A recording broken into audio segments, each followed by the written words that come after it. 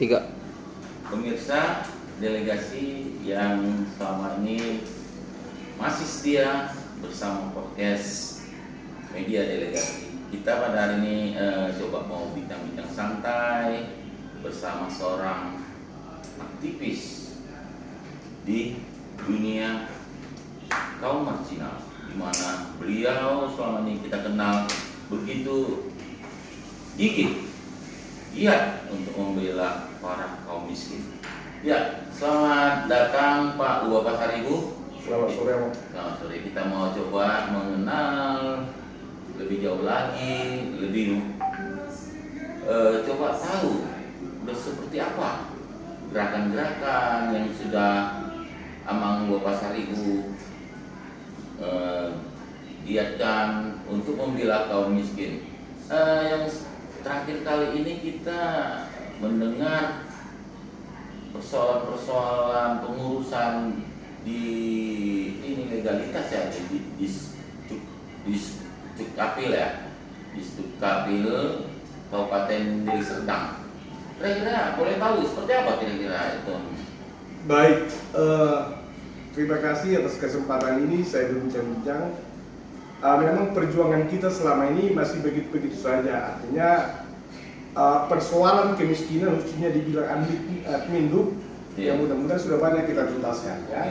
Kita nggak boleh lupa dan tutup mata bahwa gerakan kemanusiaan yang dibangun oleh Yayasan Peduli Pemulung Sejahtera ini adalah terpanggil kemanusiaan ya, dalam bidang kemanusiaan. Kenapa? Karena sedari awal misi kita adalah untuk mengentaskan adminduk daripada kaum marginal ini sendiri. Adminduk berarti kepanjangannya administrasi kependudukan. Administrasi. Karena bagaimana mungkin mereka orang-orang terpinggirkan, terabaikan, terlupakan, mereka mendapat akses kebantuan yang lain jika mereka tidak memiliki identitas kependudukan. Ini persoalan, ini dilema selama ini saya tangani. Tapi mudah-mudahan di dinas kependudukan sementara ini mereka sudah mencoba memberi perhatian kepada perjuangan ini. Karena fakta-fakta yang kita lempar ke publik itu sudah nyata kita buat. Artinya bukan ada pembohongan, tidak ada misi-misi yang lain seperti saya umpamanya. Saya tidak mempunyai misi yang lain, misalnya saya mau jadi caleg, mau saya jadi kepala desa dan lain sebagainya. Cuman hati kita terpanggil dari sisi kemanusiaan. Mereka hadir ya, datang ke Amang minta tolong ya. Iya. Karena selama ini saya kerap belusukan ke masyarakat bawah, tataran rumput, akar rumput lah ya. Banyak persoalan-persoalan yang menjerat orang-orang miskin. Mereka tidak punya identitas. Kalau kita tanya, alhamdulillah, kenapa identitasmu nggak ada? Salah satu pertanyaannya, jawaban mereka, kami tidak tahu mengurus, dipersulit dan lain sebagainya. Itu dia. Tapi mudah-mudahan dengan hadirnya Uwa Pasaribu yang di mata oknum-oknum ya, ini sebenarnya dilema bagi oknum-oknum karena mereka sesungguhnya terganggu daripada perjuangan mereka. Seakan-akan mereka pekerjaan mereka dicampuri. Betul. Sebenarnya kita bukan mencampur pekerjaannya. Bukan mencampur, tapi justru kita membantu tugas negara mengentaskan kemiskinan. Karena saya lihat di dalam berita dalam undang-undang maupun Kepres dan instruksi presiden itu, bagaimana mungkin, dan saya pesimis loh ya, saya pesimis bahwa di tahun 2024 pengentasan kemiskinan yang digelontorkan oleh Bapak Presiden Republik Indonesia mencapai pada titik nol.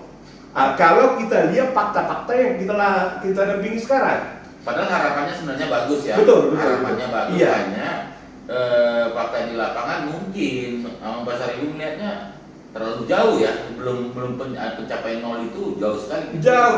Sangat jauh lah. Kenapa? Karena saya lihat sebagian daripada pihak pemerintah melalui oknum tidak bekerja serius menangani persoalan kemiskinan ini. Padahal kalau kita lihat ada beberapa pos-pos kementerian lah ya, yang ditugaskan oleh negara dalam rangka mengentaskan kemiskinan. Tapi contoh lah yang kemarin lah kita tangani, masa masih ada orang-orang terpinggirkan tidur di di gubuk reok ya, seadanya di tanah wakaf. Ini kan dilema. Ada kepala desa di situ, ada pemerintah desa, ada kepala dusun, bahkan mirisnya ada lagi seperti di Jakarta misalnya, ada pula di Deli Serdang dibuat perpanjangan tangan kepala dusun, tapi nggak berfungsi gitu. Mata mereka tidak melihat sesuatu itu persoalan. Kenapa Ubah Pasar Ibu bisa melihat itu suatu persoalan yang harus kita tuntaskan begitu? Artinya kayaknya Amang melihat kurang kepekaan dari pemerintah ya, melihat turun langsung ke lapangan begitu. Bukan hanya kurang peka lagi, mereka tutup mata dan tutup hidung. Biasa. Gitu dia. Tutup mata dengan persoalan orang-orang miskin. Kenapa? Karena orang miskin itu udah pastilah mereka tidak dapat sesuatu daripada itu. Itulah. Karena tersentuh mereka seperti itu ya. Tidak tersentuh. Kenapa? Tersentuh. Karena mungkin ya boleh kita katakan seperti saya bilang tadi, mereka tidak mendapat sesuatu dari situ kalau diurus malah uang keluar gitu. Sementara saya sendiri syukur dan puji Tuhan, alhamdulillah dengan gerakan yang saya bangun ini ada banyak donatur. Cuman sampai sekarang saya tidak mau lagi membongkar itu ke publik siapa saja donatur saya, karena belajar dari pengalaman-pengalaman yang lalu. Artinya dasarnya memang dasar moral membantu kemanusiaan ya. Iya. Kalau persoalan ada empati dari orang, kita tidak menutup tangan ya. Iya. Itu Namun, dia. sejauh ini seperti apa kira-kira harapan Pak Ubah Pasar Ibu terhadap ya sebenarnya yang idealnya di tingkat pemerintahan ini untuk bisa lebih mengakomodir persoalan-persoalan di masyarakat miskin bawahnya seperti apa kira-kira? Jadi harapan saya sebenarnya satu, gampang saja sebenarnya. Mari lakukan koordinasi. Karena mereka selama ini sudah antipati dengan perjuangan Ubah Pasar Ibu. Sehingga Ubah Pasar Ibu kalau berbicara di media sosial, di media manapun, mereka sudah seperti tebal telinga lah.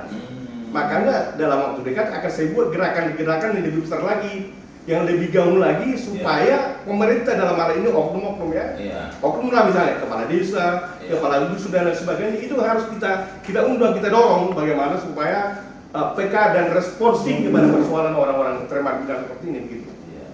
Artinya lebih pada kembalikan tupoksi dari oknum-oknum tadi itu pada pekerjaan yang sebenarnya istilahnya. Sebenarnya kalau kita lihat, kalau tujuan negara, tujuan pemerintah sebenarnya baik ya. Hanya masalahnya oknum ini tidak menjalankan. Betul.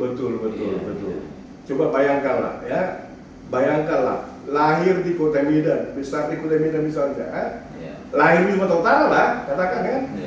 Tapi sampai menutup mata pun tidak punya dokumen kependudukan. Siapa yang disalahkan? Bagaimana dia bisa menerima bantuan ya?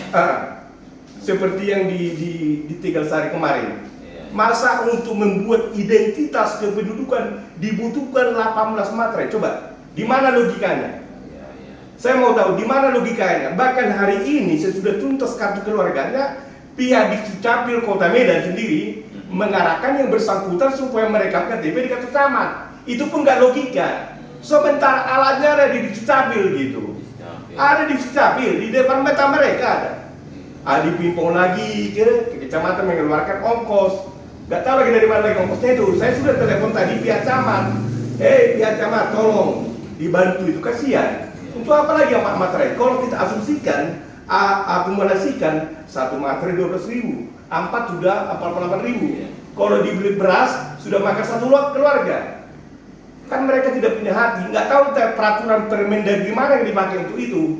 Kalau nggak punya kakak, KTP dan lain sebagainya, membutuhkan KTP harus 18 materai. Nggak tahu peraturan dari mana, entah peraturan wali kota saya nggak baca, entah peraturan dinas kependudukan saya belum baca gitu. Artinya di sini ada keprihatinan terhadap para kaum marginal. Artinya dia butuh identitas diri, namun dia tidak ada kemampuannya, kemampuan untuk mengurusnya, baik dari tadi ya mempersiapkan administrasi materai dan lainnya, ongkos. Nah, mungkin sebagian orang akan berpikir gelap ya, nantinya mungkin mencari jalan pintas ya. Ini yang kita khawatirkan demi untuk dapatkan identitas diri ya. Pergilah ke daerah orang pinggiran. Artinya melalui jalur tikus, jalur dan sebagainya. Ngutanglah kepada calo, ke umum. Karena mereka menjanjikan bisa difasilitasi gitu. Ya sementara sampai sekarang ini saya juga yang memfasilitasi gitu.